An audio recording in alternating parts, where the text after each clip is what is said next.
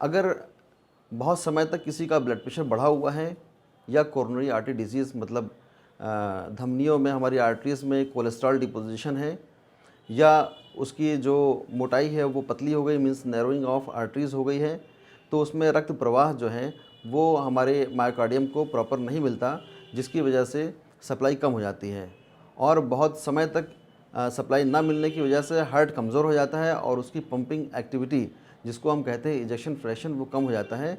और जब कम हो जाता है ब्लड प्रेशर और वो पंपिंग एक्टिविटी, तो इसमें सांस फूलने की सिम्टम आने लगते हैं, लक्षण आने लगते हैं। पेशेंट 4 कदम चलेगा और उसमें हार्ट फेल होने की वजह से इसमें सांस फूलेगी और जीना चढ़ेगा या फिर एक्सरसाइज करेगा तो उसमें सांस फूलती है, पैरों में सूजन होती है, फेफड़ों में पानी भर जाता है। दूसरी बात यह है कि हार्ट फेलियर और हार्ट अटैक में क्या डिफरेंस है। हार्ट अटैक एक एक्यूट मीन्स तुरंत होने वाली बीमारी है, जबकि हार्ट फेलियर जो है वो बार बार हार्ट अटैक होना या high blood pressure uncontrol blood pressure होना अगर लॉन्ग स्टैंडिंग है और वो कंट्रोल नहीं किया जाता तो हार्ट फेलियर होता है।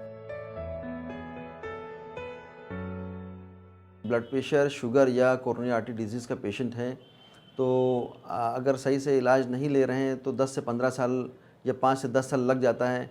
मीन्स 40-50 साल की उम्र के बाद हार्ट फेलियर के होने के चांसेस ज़्यादा रहते हैं। कुछ इसमें जेनेटिक फैक्टर भी इन्वॉल्व होता है।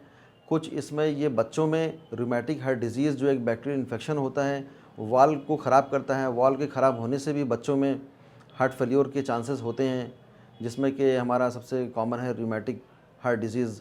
तो इसमें माइट्रल वाल्व स्टेनोसिस या माइट्रल वाल्व रिगर्जिटेशन होता है और वाल्व ख़राब होने की वजह से सूजन आनी शुरू होती है। हार्ट की पंपिंग एक्टिविटी स्लो हो जाती है, कम हो जाती है, इजेक्शन फ्रैक्शन कम हो जाता है। और अगर पेशेंट डायबिटीज़, हाइपरटेंशन या कोरोनरी आर्टरी डिजीज़ है या किसी और तरह की धमनियों की या आर्टरीज़ की बीमारी से ग्रसित है तो 50-60 साल के बाद जो है इसमें होने के चांसेस ज़्यादा हैं। हार्ट फेलियर का लक्षण जो होता है वो सांस फूलना होता है।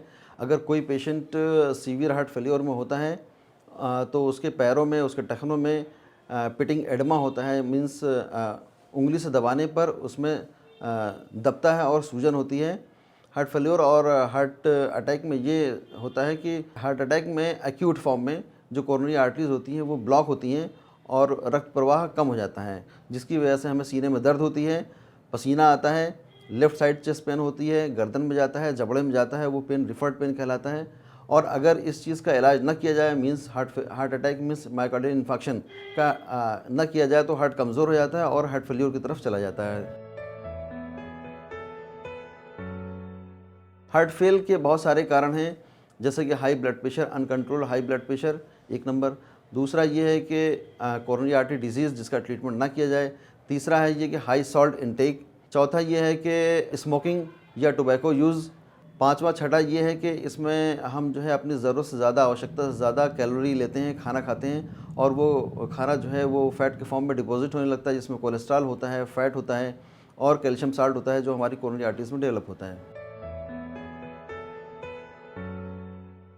हार्ट फेल्यूर के डायग्नोसिस सबसे पहले हम पेशेंट का सिम्टम के आधार पर करते हैं कि वो पेशेंट चलने में उसकी सांस फूलेगी, 2 कदम चलेगा तो उसकी सांस फूल जाएगी या उसके फेफड़ों में पानी भर जाएगा या उसके पैर में पिटिंग एडमा होगा और 1-2 माला अगर चढ़ता है तो वो चढ़ नहीं पाएगा, जिसको कि क्लासिफाई किया है NYHA क्लासिफिकेशन इसका, New York heart association class 1 two class 4 कि इसमें जो है वो पेशेंट एफर्ट टॉलरेंस उसका बिल्कुल डिक्रीज़ कर जाएगा और सांस फूलेगी। इसका सबसे पहले ये लक्षण के आधार पर हम इसका डायग्नोसिस बनाते हैं।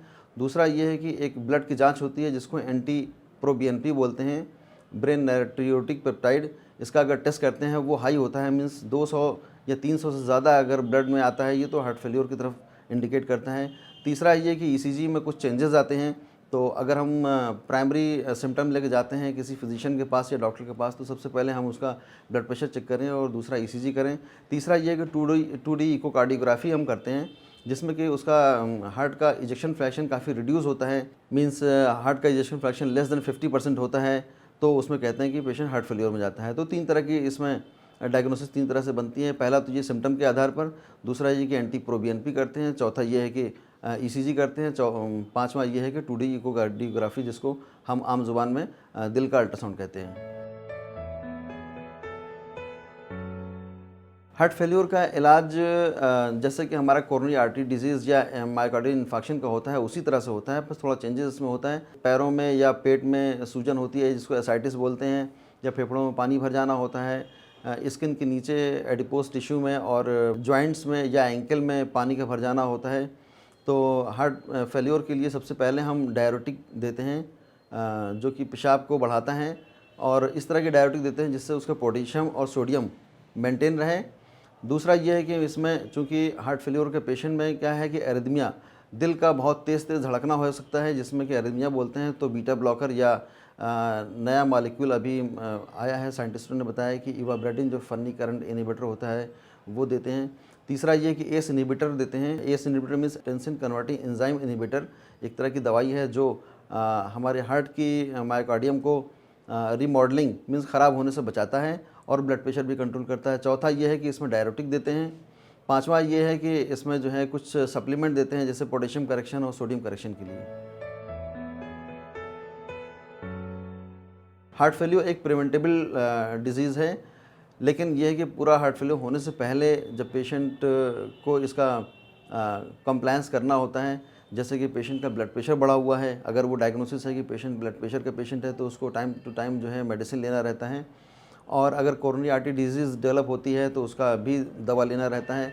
अगर पेशेंट शुगर का है, डायबिटीज़ उसको है, टाइप 2 या टाइप 1 डायबिटीज़, उसका समय समय से एंटी डायबिटिक मेडिसिन, चाहे वो टैबलेट के फॉर्म में चाहे इंजेक्शन के फॉर्म में इंसुलिन लेना होता है। तीसरा ये है कि किसी तरह की स्मोकिंग करता है तो स्मोकिंग सेसेशन, या किसी तरह का अगर टोबैको वो च्यूइंग करता है तो उसको रोकना होता है, क्योंकि स्मोकिंग करने से भी हमारा सीओपीडी डेवलप होता है, और लॉन्ग स्टैंडिंग सीओपीडी ये एक तरह से cor pulmonale means right side heart failure cause करता है, जिससे कि सीएचएफ भी इसमें होता है। प्रारंभिक स्थिति में हार्ट फेल्योर को इस तरह से पहचानेंगे कि जब पेशेंट आता है तो उसकी सांस बहुत तेज़ी से चलती है, या अगर उसके फेफड़े में पानी भर गया है या सूजन है पेट में, और वो पेशेंट सोता है तो सो नहीं पाएगा, उसकी सांस बहुत तेज़ उखड़ने लगेगी और सांस बहुत तेज़ चलने लगेगी। कभी कभी उसको बोलते हैं वीज़ की आवाज़ आना, कि आम आदमी को सामने से आवाज़ सुनाई देगी कि हाँ फेफड़े में कुछ खर खुर की आवाज़ आ रही है, तो ये समझ जाए कि उसको वीज़ है या फेफड़े में कोई रुकावट आ रही है। इसकी रोकथाम करने के लिए हम समय समय से जो प्रिस्क्राइब मेडिसिन है वो मेडिसिन लेते रहें, ब्लड प्रेशर की या शुगर की या कोरोनरी आर्टरी डिजीज़ की, और समय समय से अपने डॉक्टर के कांटेक्ट में रहें और फॉलोअप करते रहें, सारी जांच कराते रहें। अगर किसी मरीज़ को अचानक से हार्ट अटैक या हार्ट फेल्योर होता है तो हम सबसे पहले आसपास अगर कोई नहीं है तो हम इन्फॉर्म करेंगे, ताकि कुछ लोग मरीज़ के पास पहुँचें और कान लगा करके ये उसको फ़ील करने की कोशिश करें कि उसकी पेशेंट की दिल की धड़कन चल रही है या नहीं चल रही है, सांस चल रही है या नहीं चल रही है। तो इसमें एक मैकेनिज़्म है ABC, airway circulation. Airway circulation हमें मेंटेन करना रहता है। तो इसके लिए अगर हार्ट फेल में जाता है पेशेंट, उसकी दिल की धड़कन अगर रुक जाती है तो सीपीआर टेक्निक को कार्डियोपल्मोनरी रिससिटेशन करते हैं, जैसे कि पंप करते हैं उसको चेस्ट को, ताकि वो हार्ट बीट दोबारा रिस्टोर हो जाए। और अगर सांस उसको लेने में तकलीफ़ होती है तो उससे माउथ टू माउथ ब्रीदिंग करते हैं। उसके बाद पेशेंट को अगर सर्कुलेशन और ब्रीदिंग उसका स्टार्ट हो गया, रिस्टोर हो गया, तो उसको तुरंत एम्बुलेंस में लाद करके नियरेस्ट जो भी आपके सेंटर हैं या डॉक्टर हैं उनको ले जाने की ज़रूरत होती है। सबसे पहले तो हम ये कहेंगे कि एक हेल्दी लाइफस्टाइल अपनाना चाहिए, स्मोकिंग रोकना चाहिए, टोबैको च्यूइंग अगर करता है कोई तो उसको स्टॉप करना चाहिए। डेली एक्सरसाइज करने की ज़रूरत होती है, लगभग 40 मिनट, एक हफ्ते में 40 मिनट पर डे एक्सरसाइज करना होता है। Mild to moderate brisk walk करना होता है। दूसरा ये है कि low calorie high fibre diet लेने की ज़रूरत होती है हार्ट फेल्योर के पेशेंट में या ब्लड प्रेशर के पेशेंट में।